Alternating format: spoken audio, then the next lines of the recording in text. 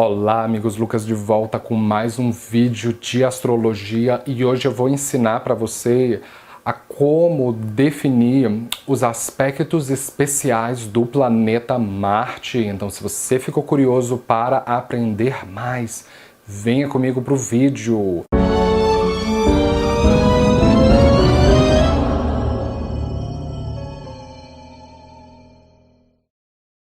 Só que antes de eu explicar os aspectos especiais de Marte, nós temos que entender o que é um aspecto, a natureza de um aspecto, independente de qual o planeta que esteja envolvido nele.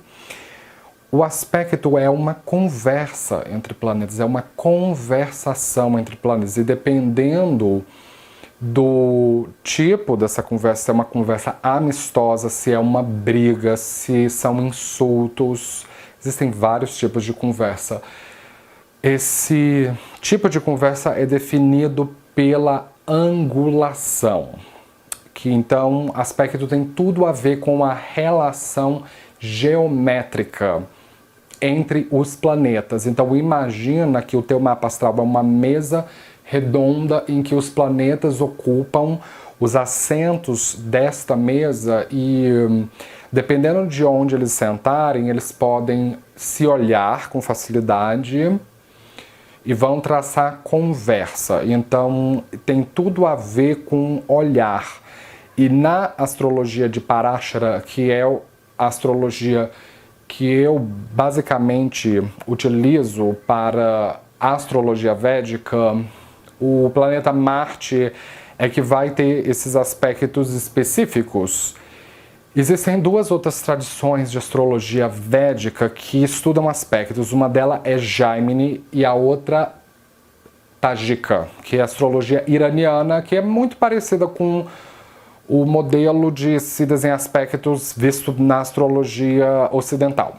Então, aspecto em sânscrito é chamado de drishti, e drishti significa olhar. Quando você está estudando Parashara, muito você vai ouvir esta palavra. Então, a tradução literal de drishti significa olhar. Os olhares de Marte.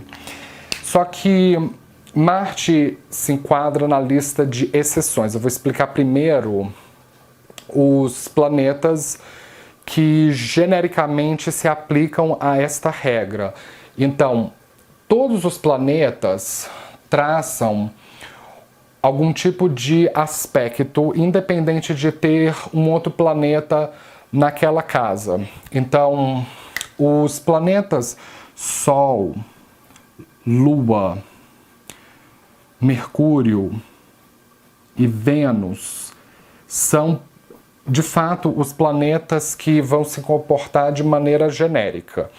Então, eu vou usar como exemplo para vocês a Lua.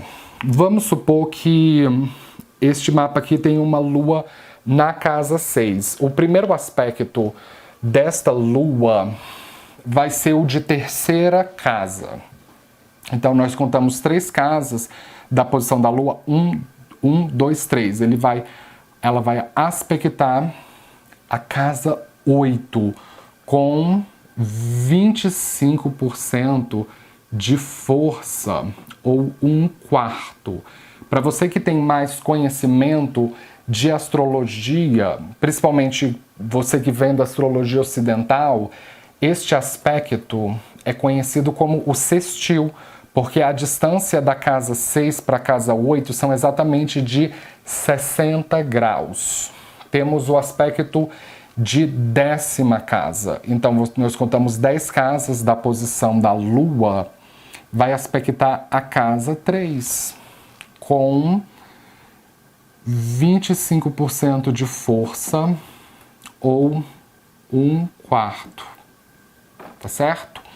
Temos o aspecto de 10ª casa, corresponde a 90 graus de distância, porque a distância entre a casa 3 e a casa 6 são exatamente 90 graus. Então, na astrologia ocidental, esse aspecto de 10ª casa é chamado de quadratura.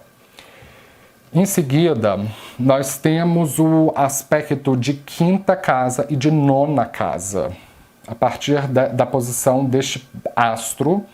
Então, ele vai aspectar a casa 10 com 50% de força ou 1/2, e também a casa 2 com 50% de força ou 1/2. Este aspecto aqui é o trígono, porque a distância entre a casa 6 para 10 são de 120 graus. A distância entre a casa 6 para a casa 2 são 120 graus. É só um nome diferente para dizer o mesmo aspecto. Depois, o aspecto de quarta casa, que é exatamente a casa 9, para uma lua na casa 6, com 75% de força ou 3/4. E o aspecto de oitava casa, da posição da lua, que vai ser na casa 1, com 75% de força ou 3/4. E então, este aspecto de quarta casa, ele é exatamente igual esse daqui de 10ª casa. São idênticos. É uma quadratura também, porque a distância da casa 6 para a casa 9 são de 90 graus. E já o aspecto de oitava casa é o quincúncio, ou uma inconjunção. É o aspecto de 150 graus. É um nome diferente para dizer a mesma coisa, tá certo? E por último, o aspecto de 7ª casa, que é a 7ª casa, vai ser a casa em oposição à casa 6, então é a casa 12, com 100% de força. Esse é um aspecto de oposição de 180 graus. E de acordo com a tradição de Parashara, o Sol, Mercúrio e Vênus vão se comportar exatamente como a Lua. Então, se a gente colocar, por exemplo, o Sol aqui, não muda. A lógica permanece exatamente a mesma. Se nós colocarmos Mercúrio ou Vênus aqui, também não muda, porque a lógica vai se comportar exatamente a mesma. E o que importa para esse vídeo vai ser o aspecto de Marte, porque ele está, no caso dos planetas que se comportam como uma exceção. Marte vai se comportar como uma exceção pelo seguinte, porque o aspecto de quarta e oitava casa, no contexto do planeta Marte, ao invés dele enviar o aspecto com 100%, com 75% de força, como nos daqui de baixo, ele vai fazer esses aspectos com 100% de força. Então, no caso de Marte, ele vai aspectar a quarta casa da sua posição, ao invés de 75% de força, com 100% de força. Marte é o único que se comportará desta maneira. E o aspecto de oitava casa, ao invés de ser 75% de força, vai ser 100% de força. Só que na astrologia védica tendemos a ser mais econômicos quando o assunto são aspectos. Então nós tendemos a priorizar os aspectos que fazem 100% de força. Então nós vamos dispensar o de terceira casa. Vamos dispensar o de 10ª casa. Os trígonos de quinta e nona casa.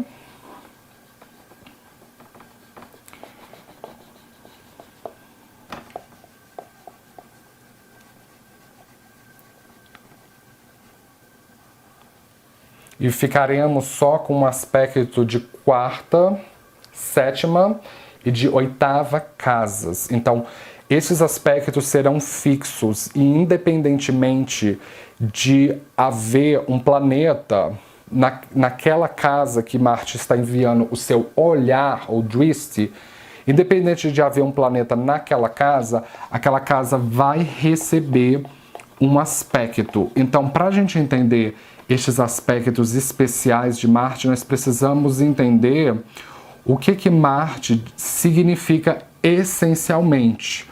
Porque a essência de Marte vai certamente influenciar a natureza do aspecto. E Marte representa a nossa coragem, a nossa agressividade, bravura. Então, ele tem a ver com planos de curta duração, enquanto Saturno representa planos de longa duração, como aqueles projetos que demoramos 30 anos para cuidar, desempenhar. Marte tem a ver com projetos que nós desempenhamos com 2 anos no máximo. Então, ele traz a natureza da sua essência para o aspecto. Então, vamos supor que você tenha Marte na 7ª casa. Então, ele vai aspectar a 4ª casa da sua posição, a 7ª casa e a 8ª casa da sua posição, com 100% de força. E dependendo do caso, se tiver um planeta nessas casas, ele vai receber também o aspecto, e quanto mais próximo for o grau de órbita deste planeta, mais intensamente ele será sentido. Vamos supor que você tenha Marte na casa 7 a 10 graus de Capricórnio. Então, se houver um planeta aqui, como por exemplo Vênus, a 10 graus de Áries, está exatamente a 0 grau de Orbe. Esta quadratura vai ser sentido com muita, de maneira muito aguda. Agora, se essa Vênus estiver, por exemplo, a 29 graus, a orbe está muito distante.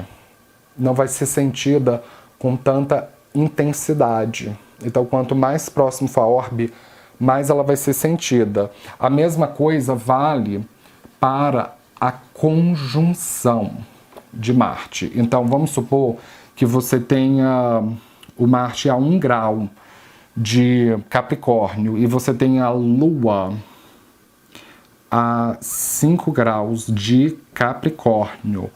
Isso aqui vai ser uma conjunção exata, formando Chandra Mangal Yoga. Agora, se a Lua estiver a 29 graus de Capricórnio, eles estão muito distantes. É uma orbe muito frouxa.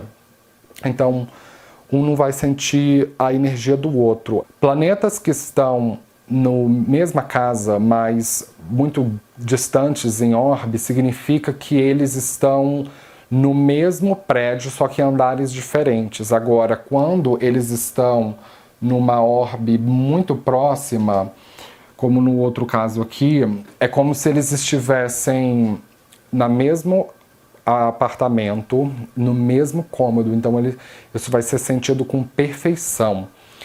E o aspecto de 4ª casa, ele traz a energia da casa 4, quando se trata de Marte. Então, o aspecto de 4ª casa, ele tende a proteger, ele tende a ser uma fortaleza para aquela casa.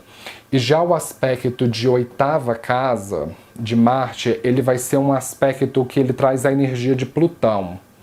Então, ele é um aspecto de transformação. Ele realmente será um aspecto bastante desafiador. Então, eu vou processar Marte em cada uma das 12 casas astrológicas para você ver como os aspectos de Marte em cada uma das casas se processam dependendo da posição onde ele está. Com isso, eu gostaria de fechar. Se você é novo aqui, não esqueça de se inscrever, de dar um joinha embaixo da tela. Eu posto vídeo de astrologia todos os dias e nos vemos na próxima. Obrigado!